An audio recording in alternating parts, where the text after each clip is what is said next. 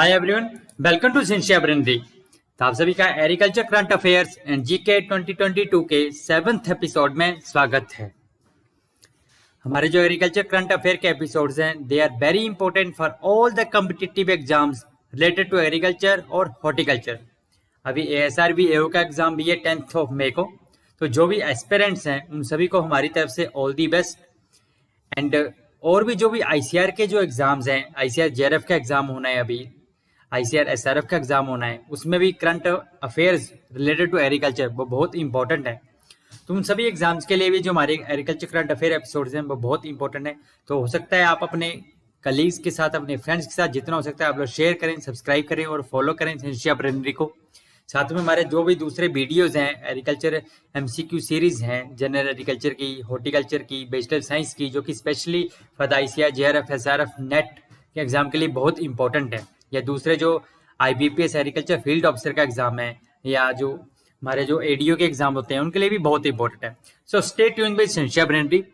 And आज की discussion हम स्टार्ट करते हैं।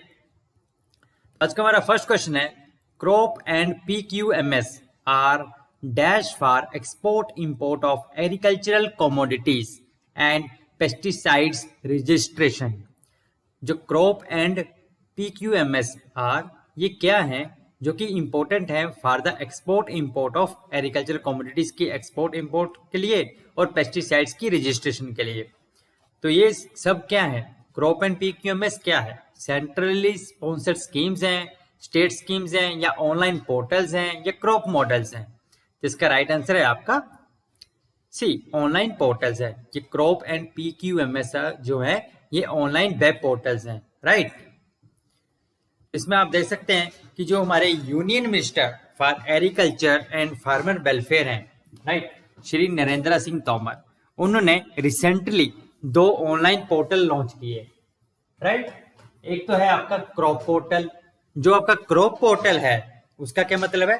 कंप्यूटराइज्ड रजिस्ट्रेशन ऑफ पेस्टिसाइड्स, यानी कि क्रॉप। एंड जो PQMS पोर्टल है उसका क्या मतलब है? Plant quarantine management system. तो ये दोनों जो है ऑनलाइन पोर्टल्स हैं, और ये दोनों पोर्टल जो है मेनली पेस्टिसाइड रजिस्ट्रेशन से रिलेटेड है, right. Next is India's first dairy community radio launched recently in the month of April 2022 by prime minister Shri Narendra Modi is. तभी जो हमारे प्रधानमंत्री हैं वो रिसेंटली अप्रैल मंथ में गुजरात के टूर पे थे, तो उन्होंने वहां पे भारत का पहला डेयरी कम्युनिटी रेडियो लॉन्च किया। तो वो रेडियो कौन सा है? कौन सा डेयरी कम्युनिटी रेडियो है? इंडिया का फर्स्ट जो डेयरी कम्युनिटी रेडियो स्टेशन है या रेडियो लॉन्च किया गया है, दूध बानी है, मिल्क रेडियो है, या दूध गंगा है, या व्हाइट बानी है? तो इसका राइट आंसर है आपका ए, दूध बानी, राइट। तो आप देख सकते हैं कि जो हमारे प्रधानमंत्री हैं Shri Narendra Modi, he inaugurates a community radio station, एक कम्युनिटी रेडियो स्टेशन इनॉग्रेट किया उन्होंने। कौन सा? दूध बानी। और उसको डेडिकेट किया to animal husbandry during his Gujarat tour in April 2022, right. तो भारत का पहला कम्युनिटी रेडियो स्टेशन जो कि रिलेटेड है एनिमल हस्बेंड्री से, यानी कि जो आपका मेनली मिल्क से रिलेटेड है, राइट, डेयरी से रिलेटेड है। तो दैट इज योर दूध बानी, ओके। तो ये जो स्टेप है ये किसके द्वारा लिया गया? जो दूध बानी कम्युनिटी रेडियो स्टेशन जो लॉन्च किया गया, एक्चुअल में जो Banaskantha district cooperative milk producer जो है, जो यूनियन है उनकी, जिसको हम बनस डेयरी के नाम से भी जानते हैं, तो ये जो बनस डेयरी कम्युनिटी रेडियो स्टेशन जो है ये इन्होंने लॉन्च किया। That will connect over 5 lakh dairy farmers across 1700 villages in the state. तो पूरे गुजरात स्टेट में जो लगभग 1700 विलेजेस हैं उसमें 5 लाख जो डेयरी फार्मर्स हैं उनको कनेक्ट करेगा ये जो दूध बानी कम्युनिटी रेडियो स्टेशन है, राइट। तो ये जो है कम्युनिटी रेडियो स्टेशन दूध बानी जो है, it has become the India's first community radio station जो कि डेडिकेटेड है टू द कैटल ब्रीडर्स के लिए, राइट। तो भारत का पहला कम्युनिटी रेडियो स्टेशन है जो कि डेयरी से रिलेटेड है, और हम कह सकते हैं कि डेडिकेटेड है टू द कैटल ब्रीडर्स के लिए, राइट। दैट इज योर दूध बानी। Next is which Indian city has been recognised as tree city of the world? अभी रिसेंटली कौन सी इंडियन सिटीज हैं जिनको कि tree city of the world 2021 की लिस्ट में इंक्लूड किया गया है, रिकॉग्नाइज किया गया है as the tree city of the world? इसका राइट आंसर है आपका D, both A and B. Hyderabad and Mumbai दोनों जो है वो tree city of the world recognise की गई है 2021 के लिए। तो आप देख सकते हैं कि जो यूनाइटेड नेशंस का FAO है, Food and Agricultural Organization and Arbor Day Foundation, उन्होंने ज्वाइंटली रिकॉग्नाइज किया है मुंबई और हैदराबाद दोनों सिटीज को as the 2021 tree city of the world. तो इसमें बहुत सारी 138 सिटीज को जो है tree city of the world declare किया गया है। तो उसमें इंडिया की जो है वो 2 सिटीज हैं, एक तो आ गई मुंबई और दूसरी आ गई हैदराबाद। तो ये डिक्लेयर की गई है, रिकॉग्नाइज किया गया as 2021 tree city of the world, right. तो ये दोनों जो इंडियन सिटीज है, they have won the recognition for their commitment to growing and maintaining urban trees and greenery in the building healthy, resilient and happy cities, right? तो mainly ये जो किस लिए दिया गया इनको ये अवार्ड कि to grow and maintain the urban trees को ग्रो करने में और उनको मेंटेन करने में इन सिटीज ने बहुत कंट्रीब्यूट किया है, और साथ में इन जनरेटिंग और बिल्डिंग एक healthy, resilient and happy cities बनाने में इन जो 2 सिटीज है हैदराबाद और मुंबई ने, इन्होंने बहुत ज्यादा कंट्रीब्यूट किया, बहुत ज्यादा अपना योगदान दिया है, राइट। अगर हम हैदराबाद की बात करें तो हैदराबाद जो कंटिन्यूसली मतलब हम कह सकते हैं कि लगातार दूसरी बार जो वो ग्रीन ट्री सिटी में की लिस्ट में इंक्लूड किया गया है, राइट। इन 2021 में भी हैदराबाद जो उसको रिकॉग्नाइज किया गया था as the tree city of the world, 2020 tree city of the world, right, 2021 में। तो जो अभी 2022 में 2021 की लिस्ट आई है, तो उसमें भी हैदराबाद का नाम है, राइट। नेक्स्ट, तो आप देख सकते हैं कि tree cities of the world, जब आप इसकी वेबसाइट पे जाएंगे तो you can find this logo, tree cities of the world. तो इस प्रोग्राम की अगर हम बात करें तो जो tree cities of the world है, इसका मेन फंक्शन क्या है? तो ये जो है एक यूनाइटेड नेशन का प्रोग्राम है, tree city of the world, right, जो कि क्या प्रोवाइड करता है? Which provides direction, assistance and worldwide recognition for the communities dedication to its urban forest. जो भी डिफरेंट कम्युनिटीज हैं, अर्बन कम्युनिटीज हैं, उनकी डेडिकेशन किस चीज के लिए? For urban forest and provide a framework for a healthy sustainable urban forestry, right. Next question है, ए मैस्कट नेम्ड प्रकृति launched on 5 April 2022 is related with. अभी रिसेंटली अप्रैल मंथ में प्रकृति नाम का एक मैस्कट रिलीज किया गया, लॉन्च किया गया, तो वो किस चीज से रिलेटेड है? इसका राइट आंसर है आपका B, for the better environment for future generation. तो ये जो है इसका मेन मकसद क्या था? To create awareness for the better environment for future generation. Mascot की बात करेंगे ना, मस्कट का मतलब होता है जो आपका लकी चार्म होता है, मतलब शुभांतक जो होता है, शुभांचक, राइट। एक लकी चीन होता है, एक तरह से हम कह सकते हैं, वो कुछ भी हो सकता है, लकी सिंबल वो कुछ भी हो सकता है, एनिमल भी हो सकता है, ह्यूमन भी हो सकता है, या कोई चीज भी हो सकती है जिसको कि शुभ माना जाता है, मस्कट का मतलब होता है, राइट। तो आप देख सकते हैं कि on 5 April 2022 A Muscat named प्रकृति लॉन्च किया गया, किसके द्वारा? श्री भूपेंद्र यादव के द्वारा, जो कि यूनियन एनवायरमेंट मिनिस्टर हैं, राइट। तो ये जो मस्कट है, it was launched with the aim of, इसका मेन ऑब्जेक्टिव क्या था? To spread the awareness among the people of the country about the small changes that can contribute to a better environment for the nation's future generations। लोगों के बीच में awareness provide करना कि छोटे छोटी चीजें भी, छोटे छोटे चेंजेस भी एक बहुत बड़ा कंट्रीब्यूशन कर सकते हैं एक हेल्दी एनवायरनमेंट बनाने में फॉर द फ्यूचर जनरेशन के लिए, राइट। अब देख सकते हैं कि जो ये मस्कट है, ये लॉन्च किया गया, जो हमारे यूनियन मिनिस्टर हैं Shri Bhupendra Yadav, union environment minister हैं, right. He launch the mascot Prakriti, right. जिसका मेन थीम हम बोल सकते हैं कि green initiative for effective plastic based management. Mainly जो है इसका प्लास्टिक जो है उसको यूज जो है उसको कंट्रोल करने से रिलेटेड है, राइट। आप देख सकते हैं कि the launch of the mascot प्रकृति takes another step toward the elimination of single use plastic। Main मकसद ये था कि जो सिंगल यूज प्लास्टिक का यूज होता है हमारे देश में, तो उसके यूज को कम करना, रिड्यूस करना, उसको एलिमिनेट करना, खत्म करना, जो सिंगल यूज प्लास्टिक है उसके यूज को खत्म करना, राइट।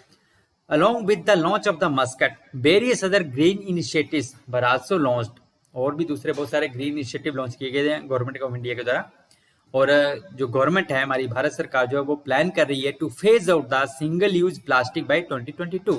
2022 के एंड तक जो सिंगल यूज प्लास्टिक है उसको कम्प्लीटली एलिमिनेट किया जा सके, राइट। क्योंकि हमें पता है जो सिंगल यूज प्लास्टिक है, प्लास्टिक जो बहुत बड़ा पोल्यूटेंट है हमारी अर्थ के लिए, हमारे एनवायरमेंट के लिए। तो आप देख सकते हैं कि हमारे देश में in the country annually 5 million ton of plastic waste are generated. हर साल 5 मिलियन टन का प्लास्टिक वेस्ट जो है हम जनरेट करते हैं भारत में। तो आप देख सकते हैं कि कितना नुकसान पहुंचाते हैं हम अपने एनवायरनमेंट को, अपनी अर्थ को, राइट। तो इसलिए बहुत सारे ग्रीन इनिशिएटिव लिए गए हैं by the ministry of environment, forest and climate change and central pollution control board to ensure effective plastic waste management in the country, right. Next is GoCust is a machine related with. जो GoCust machine है वो किस चीज से related है, अभी recently ये news में था। तो ये जो मशीन है that is related with cow dung log machine. ये जो एक काऊ डंग लॉग बनाने वाली मशीन है, राइट। आप देख सकते हैं जो श्री परसोत्तम रूपाला जी हैं, जो हमारे union minister for fisheries, animal husbandry and dairy है, उन्होंने हैंड ओवर की एक काऊ डंग लॉग मशीन जिसका क्या नाम है GoCust मशीन। किसको हैंड ओवर की? To the Project Earth and Enactus IIT Delhi students. जो IIT दिल्ली के स्टूडेंट्स हैं और प्रोजेक्ट अर्थ है उनको डेडिकेट की है ये जो GoCust मशीन है, जो कि काऊ डंग लॉग मशीन है, राइट। हमें पता है जो काऊ डंग लॉग मशीन है ये यूज की जाती है किस चीज के लिए? To manufacture cow dung based fuel wood in the long like shape, right. एक काऊ डंग के बेस पे ऊपर एक फ्यूल बेस्ड वुड बनाना, लकड़ी बनाना, जो कि एक लॉग की शेप की होती है, राइट। तो एक इसमें क्या किया जाता है, एक मिक्सचर ऑफ काउडंग का जो मिक्सचर होता है एंड कैटल वेस्ट, जैसे कि ड्राइड वेस्ट पैडी होता है, उसको मिक्स किया जाता है। उसका जो मिक्सचर है उसको इंसर्ट किया जाता है इन द इनलेट, जो मशीन का इनलेट होता है, हॉपर जो होता है वहां पे इंसर्ट किया जाता है, राइट, उस मिक्सचर को, काउडंग और कैटल वेस्ट का। और ये मशीन क्या करती है, उसके बाद इसको ब्रेक कर देती है, इसको मिक्स करती है और उसके बाद इस मिक्सचर को कंप्रेस करती है इस शेप में, in the shape of A log, right. और ये लॉग जो है उसके बाद इसको सन ड्राई किया जाता है and it can be used later on as a fuel wood in the various situations, right. तो आप देख सकते हैं कि ये जो मशीन है काऊ डंग मशीन GoCust, ये हैंड ओवर की गई by the union minister to the IIT students, right. और इस तरह से इस मशीन के ये जो काऊ डंग लॉग बनते हैं जो कि different as a source of energy use किए जाते हैं, फ्यूल वुड की तरह यूज किए जाते हैं, राइट। आप देख सकते हैं ये जो मशीन है ये प्रोसेस कर सकती है कितना काऊ डंग? 3000 kg ऑफ काऊ डंग हर दिन ये प्रोसेस कर सकती है to produce 1500 kg of cow dung based logs, जो कि यूज किए जा सकते हैं as a firewood for the cremation of the 5 to 7 bodies and saving रफली 2 trees इन ईच क्रीमेशन। लगभग हर एक क्रीमेशन में लगभग 2 पेड़ यूज होते हैं, 2 ट्रीज का यूज किया जाता है। तो आप देख सकते हैं कि हर क्रीमेशन पे हम 2 ट्रीज को हम सेव कर सकते हैं, राइट। And that further means it can help the gaushala to clear रफली 1,50,000 to 1,70,000 kg of cow dung every month. हर मंथ लगभग 1.5 to 1.7 लाख kg ऑफ जो होता है काऊ डंग, उसको भी क्लियर करने में हेल्प करेगा ये जो मशीन है जिसके द्वारा हम काऊ डंग मिक्सचर को यूज करके लॉग बनाते हैं, राइट। तो डबल बेनिफिट है एक तरह से हम कह सकते हैं। Next is as for the first advance estimate for the year 2021-2022 the total horticulture production in India is 2021-22 का जो फर्स्ट एडवांस एस्टिमेट रिलीज किया गया है गवर्नमेंट ऑफ इंडिया के द्वारा, तो उसके अकॉर्डिंग जो टोटल हॉर्टिकल्चर प्रोडक्शन है इंडिया में वो कितनी है? तो इसका राइट आंसर है आपका भी 333.25 मिलियन टन, ओके। तो आप देख सकते हैं कि जो टोटल हॉर्टिकल्चर प्रोडक्शन है 2020-21 की बात करें तो वो कितनी थी? 334.6 मिलियन टन थी, जो कि which was an increase of about 14.13 million ton, मतलब 4.4% का इंक्रीज हुआ था कंपेयर टू प्रीवियस ईयर, यानी कि 2019-20 के मुकाबले में, राइट। बट अगर हम 21-22 का फर्स्ट एडवांस एस्टिमेट की बात करें तो 333.3 मिलियन टन की प्रोडक्शन जो वो एस्टिमेट की गई है 2021-22 के लिए, तो ये जो एक तरह से हम कह सकते हैं कि प्रीवियस ईयर जो कि हमारा 2021 का ईयर था उसके मुकाबले 1.35 मिलियन टन का डिक्रीज हुआ है, मतलब 0.4% डिक्रीज हुई है 2020-21 के मुकाबले, राइट। तो ये जो मेनली डिक्रीज है मेनली फ्लड्स की वजह से आया था, जो कुछ स्टेट्स में फ्लड्स की प्रॉब्लम आई थी, तो उस वजह से ये डिक्रीज जो नोटिस किया गया है स्पेशली वेजिटेबल प्रोडक्शन में। Next is the first gynoecious based high yielding bitter gourd hybrid is, first gynoecious based high yielding bitter gourd hybrid from the public sector से के द्वारा लॉन्च किए गए रिसेंटली, तो वो कौन सा है? जिसका राइट आंसर है आपका डी, पूसा हाइब्रिड 4, राइट। तो जो पूसा हाइब्रिड 4 है ये डेवलप किए गए कैसे? गाइनोसिस जो लाइन है उसको as a female parent use किया गया है और जो मोनोसिस लाइन है उसको as a male parent use किया गया है। तो ये गाइनोसिस और इंटू मोनोसिस हाइब्रिड है, राइट। और ये जो हाइब्रिड है बहुत ही सुटेबल है स्प्रिंग समर क्रॉप के लिए under the north Indian plains में। और इस हाइब्रिड में it is predominantly gynoecious hybrid है with high female to male ratio, 2:1 की फीमेल टू मेल रेशियो है एज कंपेयर टू जो कमर्शियल वैरायटी थी स्टैंडर्ड चेक थी पूसा 2 मौसमी, जिसमें कि 1:9 की फीमेल टू मेल रेशियो 1:9 है। तो उस मुकाबले में ये जो हाइब्रिड है इसमें high female to male ratio है, राइट। मींस फ्रूटिंग भी ज्यादा होगी, नेचुरली जो फीमेल फ्लावर है दैट बियर्स द फ्रूट।